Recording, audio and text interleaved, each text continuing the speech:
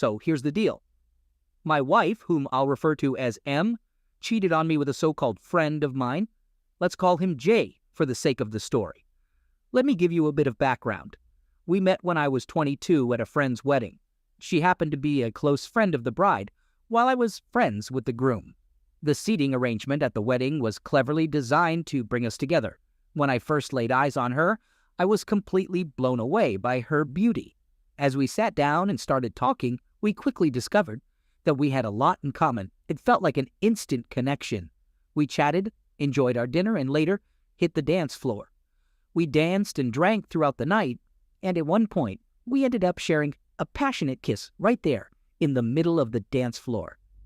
Our friends, the bride and groom, spotted us and approached, excited to know what was going on between us. They were playing matchmakers, you see.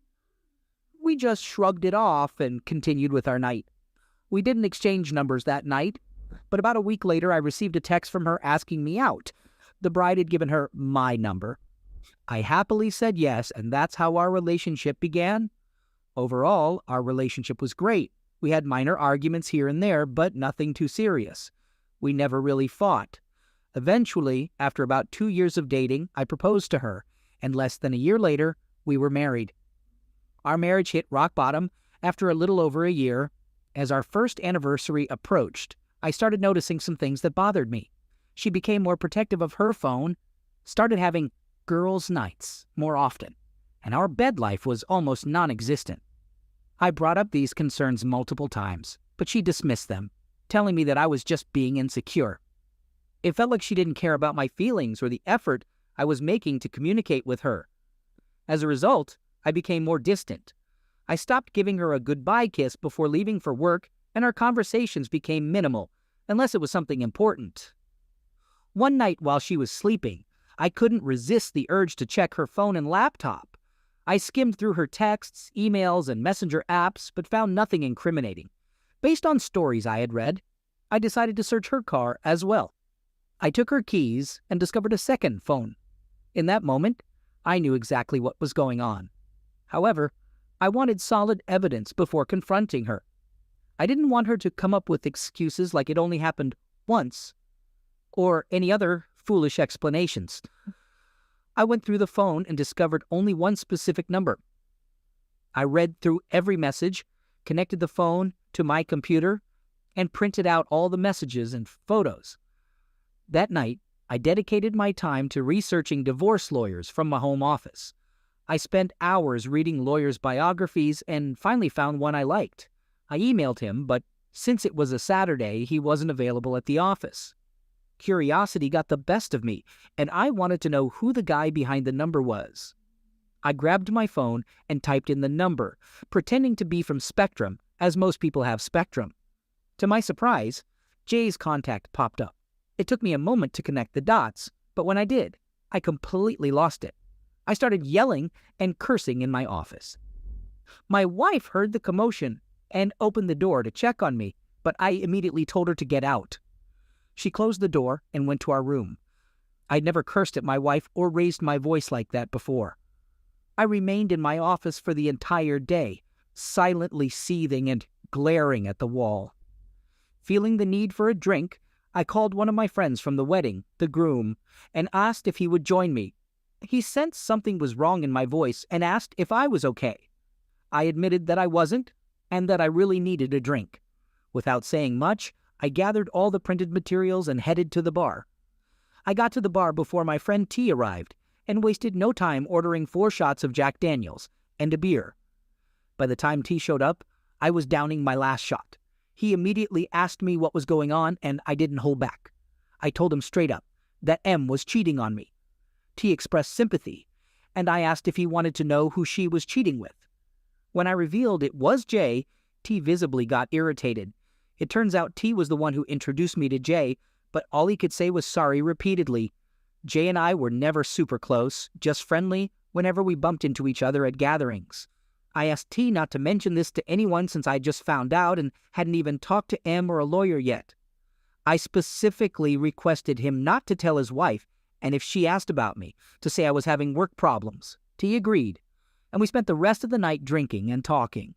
Eventually, around 3 a.m., I called an Uber and headed home. It was the first time I'd checked my phone since calling T, and I saw missed calls and numerous texts from M asking where I was, when I would be home, and if I was okay. When I got home, she was asleep on the couch. Without saying a word, I went straight to our bedroom and went to sleep. The next morning, she was in bed with me, so I quickly got dressed and left the house. I went to pick up my car and headed to my office, immersing myself in work for the entire day. I returned home around 10 p.m., and to my surprise, my wife was there to greet me. She mentioned she had made dinner for me and asked if I wanted her to heat it up. I declined her offer and went straight to bed. Shortly after, she followed me and started asking what was wrong with me. I told her to leave me alone and let me sleep. Despite my request, she continued pestering me until I reached my breaking point and yelled at her to stop and go away. The next morning, I received an email from the lawyer requesting a meeting later in the day. I confirmed the appointment and prepared for my day. As I headed downstairs to leave, I noticed that M had prepared breakfast and wanted to talk. I took a small plate of food and sat down. She began discussing how I had been acting differently and went on and on about the changes she noticed. She wanted to know why, so I simply told her that work had been extremely stressful and that it would soon be over. I finished eating and informed her that I had to go. I went to my office and counted down the minutes until it was time to meet with the lawyer. Before leaving, I told my assistant that I was going out to lunch with a client, since my wife would occasionally call my workplace, and then I left. The meeting with the lawyer went smoothly, and I provided him with all the evidence I had gathered on my wife. He expressed his sympathy for the situation and mentioned that we live in an at-fault state, meaning my wife would have no claim on most of my money. I hadn't even considered that, as my main focus was divorcing her as soon as possible.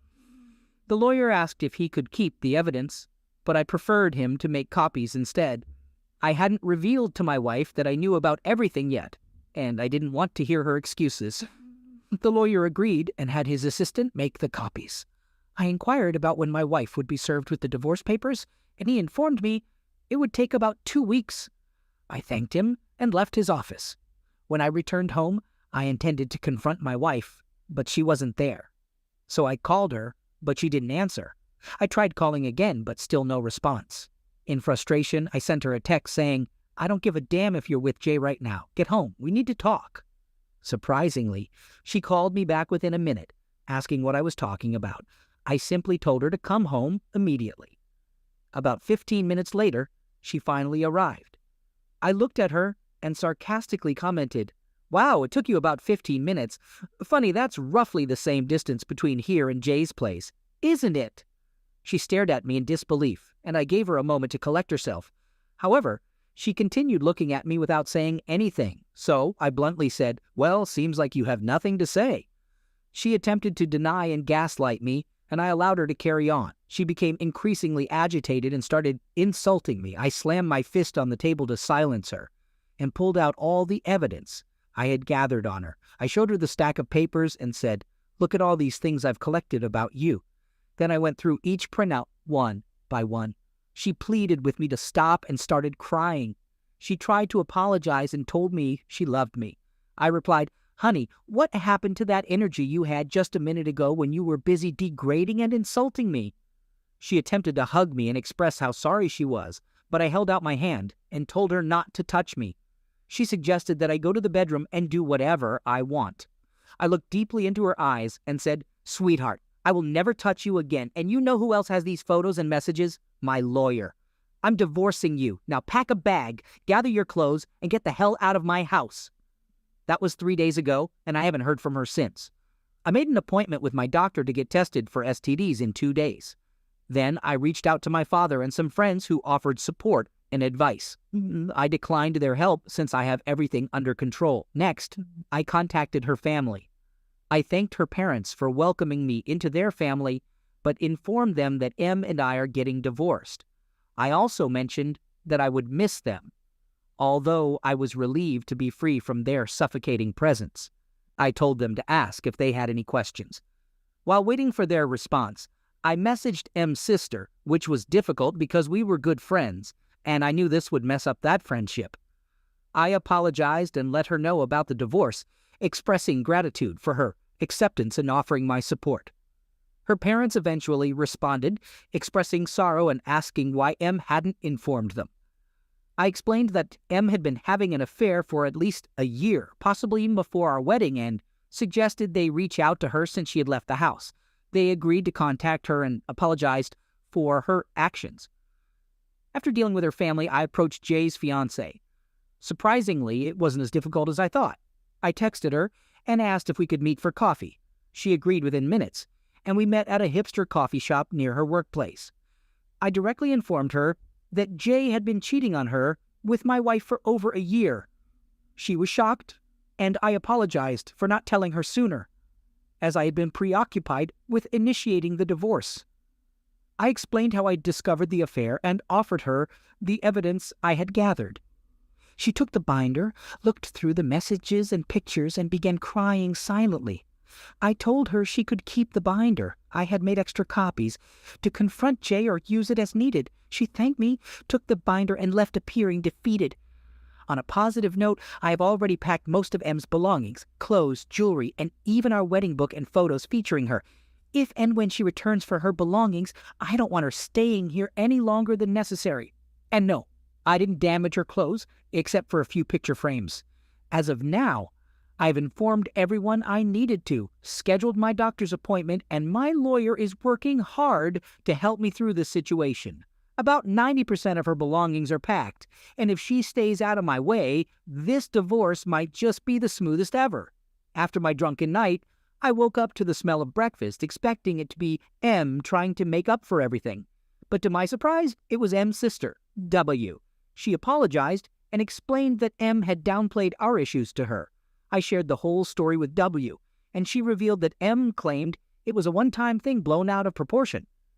I made it clear that I have no intention of reconciling and told W to advise M to get a lawyer. W reassured me that she was there for me as a friend, not just because of her sister. We spent 2 days together, and then she left while I prepared for a trip to my cabin. I was gathering my hunting and fishing equipment. She asked if she could join me, but I told her as much as I would like that she should probably go check in on her sister. I'm grateful for her support. I got tested at the doctor's, and results are expected on Monday.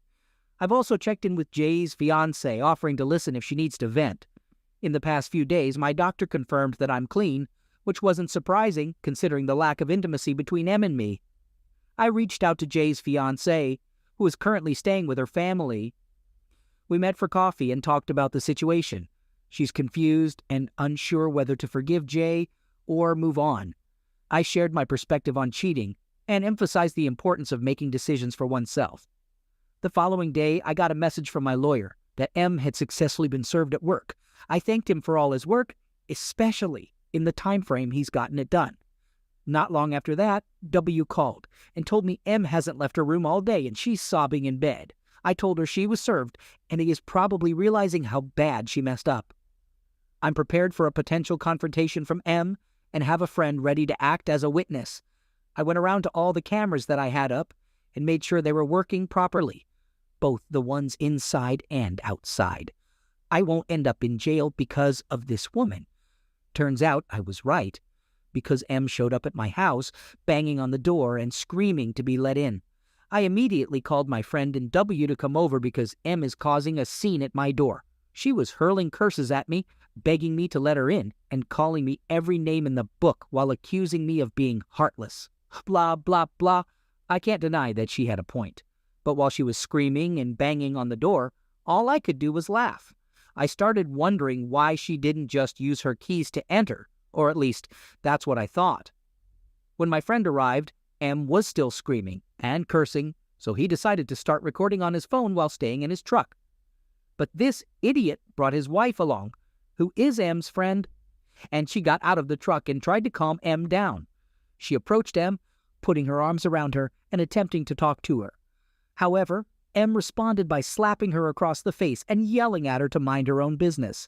This action prompted my friend, who now has a video of the incident, to call the police. M continued screaming and cursing until the police arrived. When they did, she tried so hard to portray herself as the victim. One of the two officers approached her, and she began crying and told them that I had hit her and thrown her out of the house.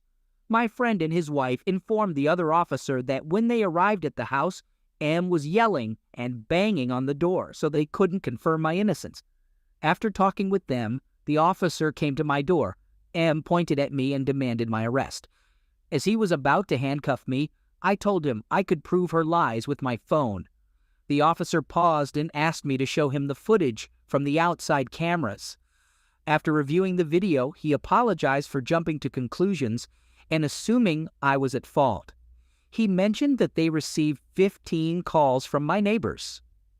After about half an hour of dealing with the police, M ended up being handcuffed and charged with disturbing the peace, public intoxication, and a DUI. While the police were taking M to the car, W arrived and approached me to ask what had happened. I showed her the video on my phone, and the officer came over to give me the case number and other paperwork. W started asking questions about the charges, so I decided to go back inside. W followed shortly after and sat next to me. She explained that she had left her house for a quick store run, and when she returned, M was no longer in the living room, so she assumed M had gone to bed after drinking too much wine. We talked for a while, and W asked if she could stay the night. I told her she was welcome any time. W mentioned that M had to spend the night in jail, reason unknown to me, but could be bailed out in the morning. She called her parents when I went back inside to inform them about the situation and to see if they could help with M's bail, as W didn't have enough money. We had a beer together and eventually went to bed. When I woke up the next morning, W had already left to meet with her parents. Update. I haven't heard from M since that night, but her lawyer reached out to mine, informing him that he'll be representing her. Finally, we can start the legal process. I also got in touch with Jay's fiancée to get updates on her situation. We exchanged text messages, and she told me she kicked Jay out of her house. Her father and brother packed up his belongings and dropped them off at his place. She mentioned that her dad and brother wanted to confront him physically, but she asked them not to and expressed her desire to move on and leave it all behind. She thanked me for checking on her and assured me that her close friends are supporting her when she needs them. On Friday, as soon as I finished work, I hurried home with the intention of heading to my cabin for the weekend. When I got there, Bubby was in my driveway. She needed to collect her sister's belongings and had a list of items my wife wanted. I quickly went through the list and realized everything was either already packed in a box or waiting in the garage to be picked up. I informed W that I wouldn't be handling or transporting anything from inside the house because I didn't want to be held responsible if M accused me of damaging her things. I assured her that I would cover the cost of hiring a moving company to handle the packing and transportation, as I needed to focus on going to my cabin and didn't have the time to deal with M's belongings. She thought it was a great idea and wished me a fun time. She grabbed a box of M's clothes and put it in her car. Then she turned to me and asked if she could join me this time. I replied, "Sure, why don't you go back home, drop off the box, and pack a bag for yourself?" By the time I went to the store and loaded up the truck, she arrived. I locked up the house, and we headed to the cabin together. The weekend went really well, and being there reminded me of what a special place it is. It offers a beautiful view and complete seclusion, so there's no need to deal with other people. It's a place where you can truly relax and breathe. On Monday, I contacted a moving company, and today, Tuesday, 3 guys with a big truck arrived to start loading. I had every box opened and recorded the closing and lifting of each box. I took pictures of all the furniture and recorded as the movers loaded it onto the truck. I thanked them all for their patience and gave each of them an extra $1.50 as a tip. Then I sent all the recordings and pictures to my lawyer and continued with my day. The house feels empty now, but it's also clean without her stuff around. When I began this whole process, my lawyer advised me not to get rid of anything that could be considered shared, so I decided to store most of the furniture in a storage unit. Since she left, I've been sleeping in the guest room. Up until now, I've been buying new furniture, and I'll probably keep most of it in the garage now that I have the space. Even if I win the house in the divorce, I won't be keeping it because it holds too many painful memories. A few days after the movers took her things, M's lawyer sent my lawyer some paperwork claiming that I damaged her belongings and demanding $1,500 from me or threatening to take me to court. In response, my lawyer sent her lawyer all the videos and pictures, asking for specific evidence of the damages she claimed. My lawyer said that this only shows the judge how unstable she is, and although it might be a hassle now, it will be strong evidence in court. It seems like her lawyer underestimated how thorough I am in documenting everything. When I discovered my wife's affair, I stumbled upon this page and read countless horror stories of what other people, ex-spouses, did to them. I am determined not to become another one of those stories. I've prepared myself for almost any situation and any false accusation she might make. I wouldn't put anything past her at this point. M calls me every other day, but I never answer. If she leaves a voicemail, I don't even bother listening to it. I just forward it to my lawyer, and every time I send something to my lawyer, he always says, "Your lawyer's dream come true. You follow my advice, and you've gathered a ton of evidence on your own. I've never had a client do so well." I'm not making it up. He says that every single time. But you know what? It puts a smile on my face every time. It's reassuring to hear from him that I'm doing everything right. It makes me feel a little better about this whole messed up situation. Around 2 or maybe 3 weeks ago, my lawyer informed me that we had enough evidence to really corner her, and if that failed, it would still work in our favor for trying. So, we set up a meeting, which took place a week ago, at a neutral lawyer's office. Before the meeting, he advised me not to react to anything M might say, because everything we do or say would be recorded and reviewed by a judge if it went to court. We arrived early in the morning and entered the office, and to my surprise, she was already there, waiting with her lawyer. The lawyers exchanged greetings, while M and I sat there in silence, waiting to see what would unfold. M's lawyer began by asking what we were willing to offer. My lawyer scoffed and said, "Considering the overwhelming evidence of infidelity and M's inappropriate behavior, the best we can offer is half of the selling price of the house and half of the savings account. That's more than what any judge would likely grant you. Essentially, you'll leave the marriage with what you came into it with." Then he stared directly at M and stated, "If you choose to go to court, I will present every message and make you read them out loud. I'll also display every photo for everyone to see, with appropriate censorship, though that wasn't mentioned at the time, and I'll have you describe in detail what you were doing in each photo. Furthermore, I'll bring up your recent charges and play the video that was recorded that night."